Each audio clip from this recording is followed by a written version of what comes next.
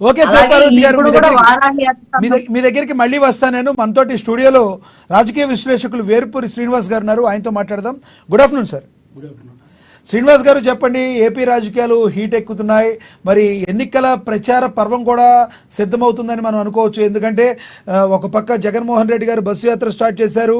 Already start చేసిన వారాహి యాత్ర మధ్యలో తన యొక్క బ్రేక్ ఇచ్చారు. ఆ బ్రేక్ని మళ్ళీ పూడుస్తూ మళ్ళీ కంటిన్యూ చేస్తూ పవన్ కళ్యాణ్ గారు వారాహయాత్రతో ముందుకెళ్తున్నారు. చంద్రబాబు గారు ఆల్రెడీ ప్రజలకు దగ్గరగా ఎన్నో సభలు సమావేశాలు నిర్వహిస్తున్నారు. ఏపీ రాజకీయాలు హీటెక్కే అనుకోవచ్చా? ప్రజలకి మరొకసారి ఎవరిని గెలిపించబోతున్నారని అనుకోవచ్చు? ఆంధ్రప్రదేశ్ రాజకీయాలు ఇప్పుడే కాదు, మొదటి నుంచి కూడా హీట్గానే ఉన్నాయి. ఇప్పుడు ఏం క్లైమాక్స్కి వచ్చినాయి. అంటే ఇవాళ ఆంధ్రప్రదేశ్లో, భారతదేశంలో చూసుకుంటే మరి కాస్ట్లీ ఎన్నికలు ఆంధ్రప్రదేశ్ ఎన్నికలు అని చెప్పుకోవచ్చు. రేపు జరిగే ఎన్నికల్లో దగ్గర ఒక 20,000 కోట్ల రూపాయలు ఖర్చు పెట్టేటువంటి ప్రణాళికలు అయితే రాజకీయ పార్టీలు సిద్ధంగా చేసుకున్నాయి.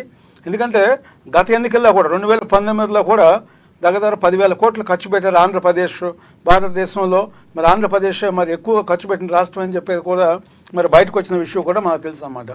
అయితే ఇవాళ ఉన్న పరిస్థితుల్లో నిన్న విశాఖపట్నంలో 25,000 కేజీలు డ్రగ్స్ కూడా పట్టుకోవటం సిబిఐ వాళ్ళు జరిగిందన్నమాట. దాని కాస్ట్ కూడా దగ్గరగా 20 లక్షల కోట్లు చెప్తున్నారన్నమాట. అంటే ఇలాంటి అన్నీ కూడా ఆంధ్రప్రదేశ్ కేంద్రంగానే హెరాయిన్ వచ్చినా కూడా, డ్రగ్స్ వచ్చినా కూడా మాకేం సంబంధం లేదు. సజ్జల రామకృష్ణారెడ్డి గారు ప్రెస్ మీట్ పెట్టి టీడీపీ వాళ్ళే దీని అందరూ ఇన్వాల్వ్ అయి ఉన్నారని చెప్పారండి. అంటే ఒక్క విషయం, ఏ రాజకీయ పార్టీ వాళ్ళు ఇన్వాల్వ్ అయినా, టీడీపీ ఉన్నా లేదా వైఎస్ఆర్ పార్టీ ఉన్నా, ఇంకోటి పార్టీ ఉన్నా, ఏ పార్టీ ఉన్నా కూడా దాని మీద యుద్ధ ప్రాతిపదిక మీద దాని మీద విచారణ చేసి చర్యలు తీసుకోవాలి. లేకపోతే ఏమవుతుందంటే రేపు ఎన్నికల్లో ఈ లక్షల కోట్ల రూపాయలు ఏదైతే ఉంది ఇవన్నీ కూడా ఎన్నికలు ఖర్చు చేసే అవకాశం ఉంది. ఓటుకు ₹1,00,000 ఇస్తారు. ఆటోమేటిక్గా అంటే ప్రజల యొక్క అభిప్రాయాలని మార్చడానికి మరి ఎలాంటి బ్లాక్ మనీ ఇదంతా ఏదైతే ఉందో ఇదంతా కూడా ఇంటర్నేషనల్ స్కామ్స్ కాబట్టి ఇవన్నీ కూడా ఎన్నికల్లో డబ్బులు ఖర్చు పెట్టడానికి స్కామ్స్ చేస్తారు. మీరు చూసారు, కేజ్రీవాల్ గారు నిన్న ఢిల్లీలో అరెస్ట్ చేశారు. మరి 100 కోట్ల డీల్ జరిగితే అది గోవాలో ఖర్చు పెట్టారు మన ఎన్నికల్లో అని కూడా ఈడీ చెప్పడం కూడా జరిగిందన్నమాట. అదేవిధంగా ఆంధ్రప్రదేశ్లో మరి 20 లక్షల కోట్లు అంటే ప్రతి ఓటరు కూడా ఆటోమేటిక్గా లక్ష రూపాయలు ఇచ్చేటువంటి స్కీమ్స్ కూడా మరి పెట్టుకున్న సందర్భం మనకు కనపడుతుంది.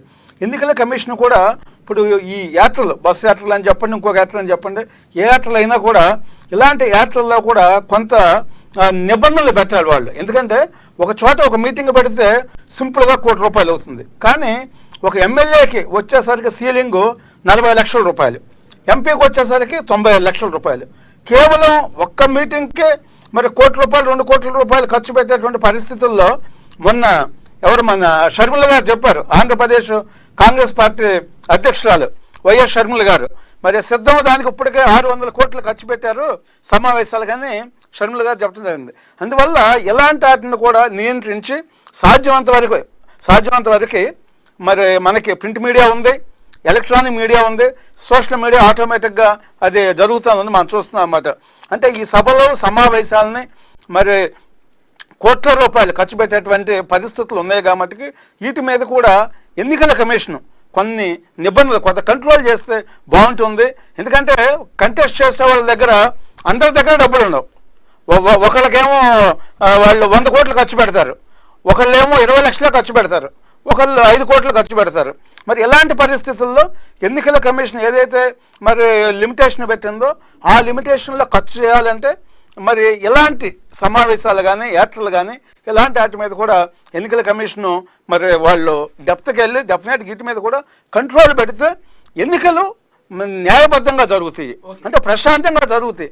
లేకపోతే ఎవరైతే బలవంతుడు ఉన్నారో, బలవంతుడు మీన్స్ ఎవరైతే 1000 కోట్లు ఉన్నాయో వాళ్ళు ఎన్నికలని కబ్జా చేయడానికి, అంటే రేపు గెలుపుని చేంజ్ చేయడానికి అవకాశం ఉంటుంది. అంటే ప్రజల తీర్పుని ఆటోమేటిక్గా మార్చడానికి అవకాశం ఉంటుంది అనమాట.